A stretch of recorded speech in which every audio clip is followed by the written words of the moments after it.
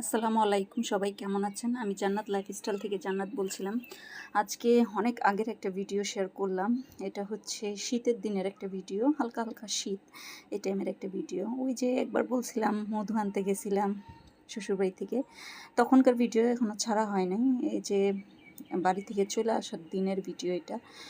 চলে আসতেছিলাম, আসার সময় হচ্ছে পদ্মা সেতুর উপরেই ছিলাম আমরা। মনটা একটু খারাপ, আসলে বাড়ি থেকে আসলে সবাই একটু মনটা খারাপ হয়ে যায়। প্রায় এক সপ্তাহের মতো ছিলাম বাড়িতে। আসার সময় হচ্ছে অনেক ধরনের সবজি, ফল, আমার শাশুড়ি চাল সব কিছু দিয়ে দিয়েছিল।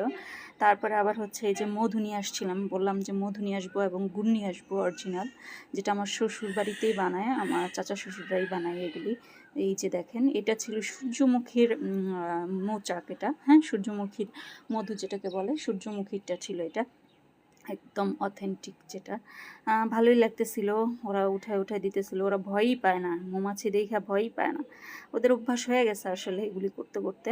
তো ওরা হচ্ছে চাষ করে, এটা হচ্ছে চাষের মধু। হ্যাঁ, এটা চাষের মধু। আমরা পরে দুপুরবেলা বিরতি দিলাম, আপনার মামা ঘাটে গেলাম। মামা ঘাটে যাই একটু খাওয়া দাওয়া করলাম, একটু হাঁটাহাঁটি করলাম, একটু রেস্ট নিলাম 1 ঘন্টার মতো। খাওয়া দাওয়া করে মামা ঘাটে একটু দেখলাম, আমি আসলে কখনো যাইনি মামা ঘাটে, তো ওই দিনই প্রথম গেছি।